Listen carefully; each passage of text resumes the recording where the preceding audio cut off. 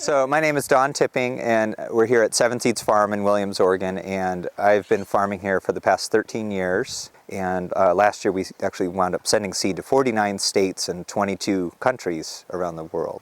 Basically, our retail seed business, Siskiyou Seed, has doubled in gross sales every year for the last 5 years. If I had GMO contaminated seed, it's not useful for anything. I wouldn't sell that ever. It's compost for me at that point. The trick with GMO is that is in every cell of the plant, in the roots, in the stalk, in the leaves, in the pollen, in the fruit. It's not just a coating on it or something. So, and this can ramp up. It can, move through the reproductive cycle into subsequent generations of the plant. So increasingly areas like the Williams Valley or the Applegate Valley, or really I believe the Rogue Valley as a whole, should be seen as a critical refugia from genetically modified crops. And in Europe we use the term transgenic, meaning that in a laboratory a procedure's happened that has crossed the cell wall and done something that is not possible in nature. Through classical plant breeding, it's possible to do many of the things that would enable us to adapt to climate change, disease, drought stress, weather irregularities. And humanity for the last 10,000 years has used classical plant breeding or traditional plant breeding techniques to adapt our agriculture to meet the challenges that we face. And right now I believe the argument is being used by the biotech industry that we must accept this technology because of the challenges that humanity is facing as far as feeding ourselves. But that's completely inaccurate. And as Dr. Miguel Altieri from UC Berkeley, as an entomologist, has pointed out, most of the food grown in the world is grown by peasant farmers with non-GMO crops. No one eats cotton. No one eats GMO cotton. Canola doesn't really feed people, and most of the corn and soy that's grown genetically engineered globally is used to feed feedlot beef. And that's, in my opinion, not really feeding people. I'd much rather see grass-fed meat as far as if people are making that choice to eat beef. So who's really growing the food is people using traditional plant breeding, using landrace, open pollinated, oftentimes organic seed, whether it's certified or not.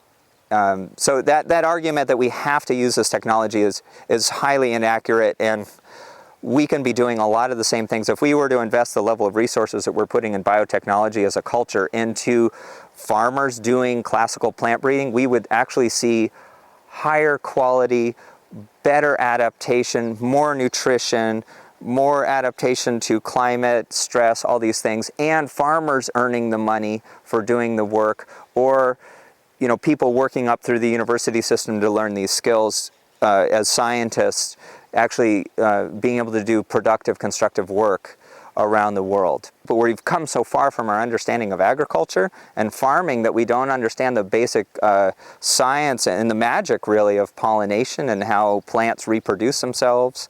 So we believe erroneously, in my opinion, that we have to take corporate science's approach. But the reality is it's not actually working. The yields of genetically engineered crops are lower, and you have to eat 1 kilo or 2 kilos of the golden rice to get the same vitamin A from eating 1 sweet potato. Well, what if we encourage farmers to do that, or to eat carrots? These products that they're moving they're not actually increasing the nutrition of the people. They're actually working counter to that.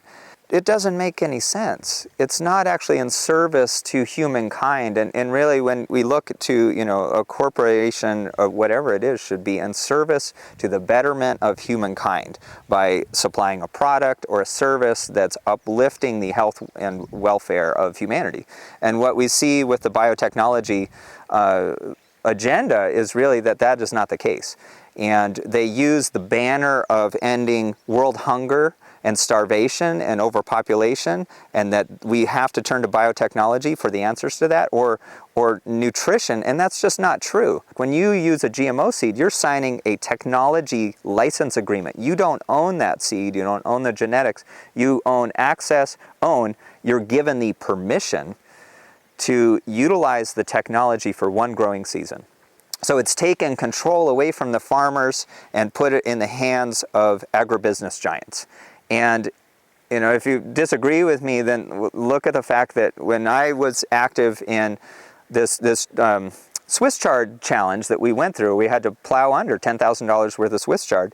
I began to look into some of the details of this as we felt the backlash of legally fighting the challenge.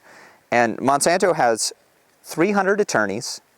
They work with 5 public relations firms, and they are also the biggest client of Blackwater. That's the largest private militia on the planet. I mean, Blackwater gets used by in Afghanistan and Iraq. Why do we need to do that in our own country against farmers, against the people that are trying to grow the food?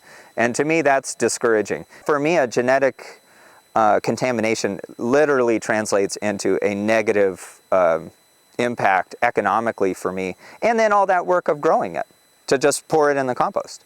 When you look at the Rogue Valley, it's this long skinny valley, or the Applegate, we can actually see it over there. It's this long skinny river valley. So you could be at one end doing GMO and the other end doing non-GMO, and that might work because you're 12 miles apart or something, but there's no width separation really. You just got a couple miles of width. And Syngenta, from my understanding, they were not willing to disclose where all their plots were, but they did let us know that they had 36 plots. So the way I see it is they took like a cookie cutter grid, just put it over the Rogue Valley and just went chunk, chunk, and just sought out landowners. So they have saturated the entire Rogue Valley with GMO sugar beet pollen, which in my mind, coexistence with a wind pollinated crop is not possible. And I've studied and teach seed growing, and I have for years, so I feel like I understand this, and I've seen it in my field. I've been able to watch, like, oh, wow, there's no crossing here, or there is crossing. You can't do that. It's not possible. Coexistence is not possible for wind-pollinated crops within the Rogue Valley. So that would be beets, chard, and corn. It's just a total illusion that that's possible. It's a PR campaign. I believe that somewhere we have to draw the line and just say the value of the small-scale family farm supersedes the corporate autonomy of a multinational corporation.